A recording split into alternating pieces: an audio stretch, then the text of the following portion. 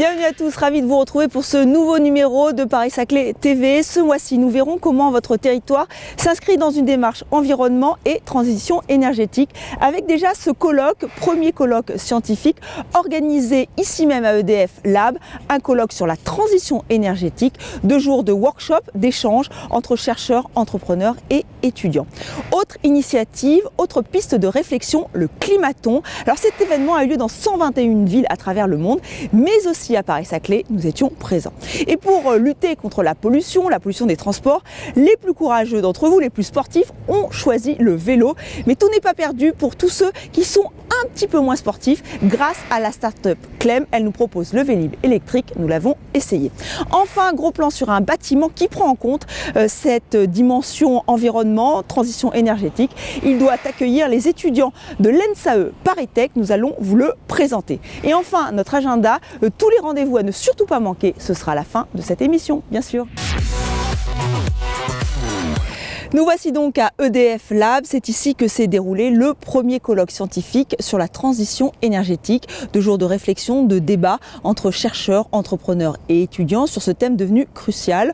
Au cœur des débats, cette question: qu'est-ce que l'université Paris-Saclay peut apporter à la transition énergétique? Tout de suite, les précisions de Françoise Touboul, elle est conseillère auprès de l'administrateur général du CEA.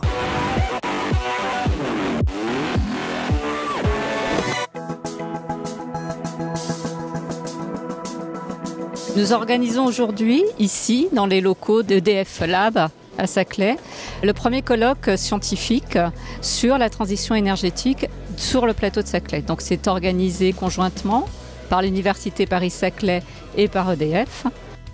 Il y a ce qu'on appelle un écosystème sur l'énergie qui est vraiment vivant sur le plateau de Saclay.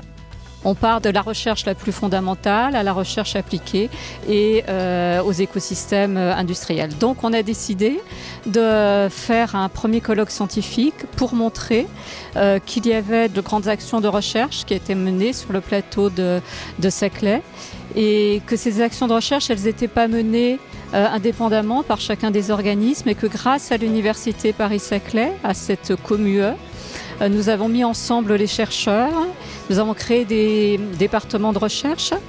Ces départements de recherche sont plutôt disciplinaires, mais ils ont chacun l'énergie au cœur de leurs préoccupations. L'énergie est un enjeu sociétal qui est un enjeu en particulièrement prégnant en ce moment, puisque nous sommes 1 an après la signature de la COP21 et puis un petit peu plus d'1 an après la signature de la loi qu'on appelle la loi LTECV, donc la loi de la transition énergétique pour une croissance verte. Donc l'objectif de ces 2 jours, c'est vraiment de montrer qu'est-ce que l'Université Paris-Saclay, l'ensemble de ses chercheurs, mais aussi l'ensemble de ses collaborations avec le tissu industriel peut apporter à cette thématique de la transition énergétique. En parallèle à ce colloque, nous avons organisé un forum étudiant qui permet aux étudiants qui font leurs études sur le plateau de Saclay de venir rencontrer leurs futurs employeurs, c'est-à-dire soit des industries, soit des organismes de recherche.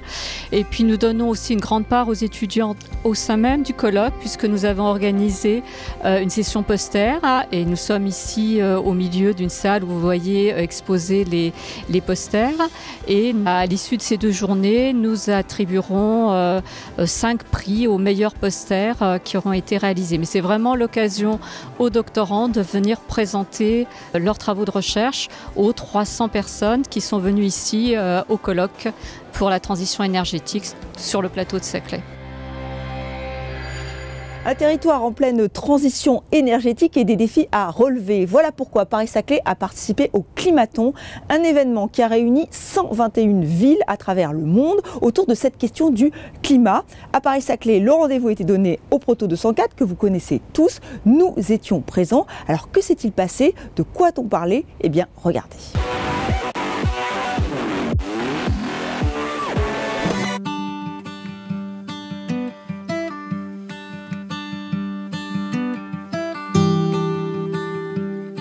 Le Climaton Paris-Saclay 2016, en fait, c'est une initiative conjointe entre plusieurs partenaires. Donc il y a l'Université Paris-Saclay, il y a la communauté d'agglomération Paris-Saclay, l'établissement public d'aménagement Paris-Saclay et la Climate Kick. C'est la première édition du Climaton à Paris-Saclay. Ça se déroule en même temps dans 56 villes partout dans le monde. Tous ces acteurs en fait sont intéressés pour travailler avec les habitants, avec différentes compétences sur les problématiques de développement durable, de gestion des déchets, d'énergie, tout ce qui est lié en fait aux modifications climatiques. Et l'objectif, c'est de réunir plusieurs participants avec différentes compétences pour les faire travailler sur des sujets vraiment liés au territoire Paris-Saclay, sur la transition énergétique, pour faire émerger des projets citoyens et pouvoir les mettre en place a posteriori. Les participants, ils viennent d'horizons divers. Il y a des étudiants, il y a des enseignants de l'Université Paris-Saclay, mais aussi de Paris. Il y a des habitants aussi qui ont été invités donc, du territoire local. Et il y a des entrepreneurs. L'idée, c'est vraiment de mixer tout le monde pour faire émerger une créativité plus importante.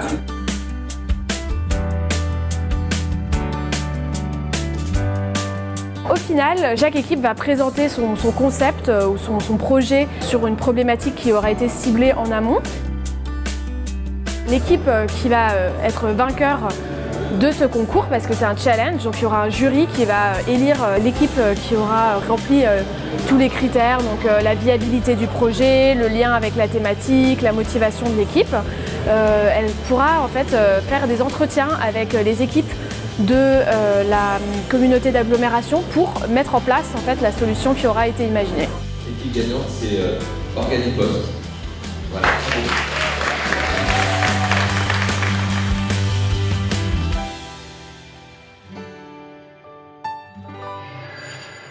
Pour limiter la pollution des transports, certains d'entre vous ont choisi, ils circulent à vélo sur le plateau de Paris-Saclay. Encore faut-il être sportif, ça monte et ça descend pas mal. Heureusement, Clem a pensé à tout. Cette start-up nous propose le vélo électrique, nous avons essayé.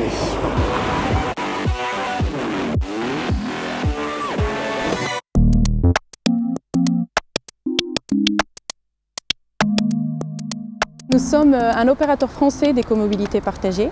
Nous avons développé une plateforme qui permet de gérer plusieurs services de mobilité, à savoir de l'autopartage de véhicules électriques, du covoiturage, de la gestion de points de charge et de l'information voyageurs. Donc, notre offre de services s'adresse à 3 communautés, les collectivités, les entreprises et puis l'habitat social. Le service de vélo assistance électrique est l'une des briques de notre plateforme d'écomobilité que nous essayons de déployer sur le plateau de Saclay. Il vient en complément des infrastructures de transport existantes et l'objectif c'est vraiment de faciliter la liaison entre la vallée et le plateau de Saclay. Le service s'adresse autant aux habitants de la ville d'Orsay qu'aux étudiants et salariés qui arrivent sur les 2 gares et qui font quotidiennement le trajet vallée-plateau de Saclay. Le service est une expérimentation de 4 mois. Elle s'inscrit dans le cadre d'un projet européen. On mettra en place 20 vélos assistance électrique à titre expérimental sur 7 stations autour de la commune d'Orsay. L'expérimentation de vélo assistance électrique autour de la ville d'Orsay s'inscrit dans un projet plus global qui va permettre de mettre en place une flotte plus importante avec 70 vélos électriques sur un territoire plus important de la communauté Paris-Saclay, mais aussi un service d'autopartage de voitures électriques, de réservation de points de charge et aussi de covoiturage, l'ensemble étant géré sur une même plateforme d'écomobilité. Pour les gens qui sont intéressés par le service, ils s'inscrivent sur le site internet clem.mobi ou depuis l'application clem.mobi. Ils valident leur badge sur la borne qui est installée actuellement à la mairie d'Orsay. L'utilisateur arrive au niveau du vélo avec son badge, il badge sur la boîte à clés. Et là, il y a le guichet de la boîte qui va se déverrouiller et on peut récupérer les clés. Il y a une clé pour le vélo et la clé pour le cadenas.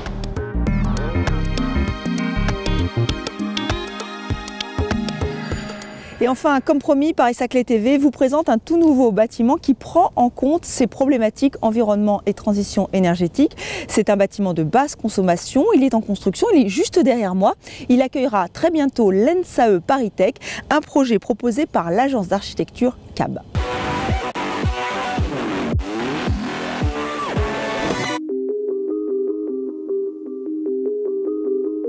Nous abordons cette fin de chantier, comme vous voyez, avec le traitement des abords et notamment donc ce bassin d'orage qui aussi était très important dans ce projet parce que, hormis sa nécessité environnementale, aussi c'est une vraie scénographie d'entrée depuis le sud. Parallèlement au nord, donc on a un accès principal des étudiants et des chercheurs et d'administration qui arriveront un jour du futur métro aérien ou pas aérien d'ailleurs. C'était un bâtiment qui a nécessité beaucoup d'énergie, beaucoup de mise au point, une très grosse synthèse. En effet, vous le voyez, c'est un bâtiment totalement métallique qui repose sur un socle enterré en béton dans lequel se trouvent les parkings. Et donc cette exostructure était très intéressante là d'un point de vue environnemental puisque c'est ce qu'on appelle la filière sèche. Donc l'ensemble du bâtiment s'est construit comme un mécano au fur et à mesure. Donc c'était extrêmement intéressant, même au niveau de la fabrication et de la mise en œuvre, de voir cet exosquelette arachnéen comme ça se monter et ensuite venir avec des systèmes de plancher qui étaient aussi préparés sur place, comme ça posés au fur et à mesure. Aussi, ce qu'on a essayé de mettre en œuvre et à profit de notre expérience, c'était aussi d'aller jusqu'au bout de cette démarche environnementale. À l'intérieur, en termes de seconde œuvre, nous avons expérimenté un produit très intéressant qui est à base de gypse et qui, donc, pour le cloisonnement, va rester totalement brut, donc absolument pas peint ni enduit. Et ce sont simplement des plaques qui sont vissées et donc qui reprennent aussi tout ce système, si vous voulez, de construction et aussi de démontabilité possible à travers ce matériau donc, qui est comme des lambris qui suit parfaitement le module du bâtiment. Évidemment, on a cherché à que ça soit le mieux dessiné possible et puis que ça aille dans une idée d'un bâtiment léger, abstrait. Et effectivement, on ne se voyait pas sur ce plateau venir avec un bâtiment en béton. Mais on voulait plutôt rester dans une idée de transparence, de légèreté et rentrer en écho et en résonance avec le paysage.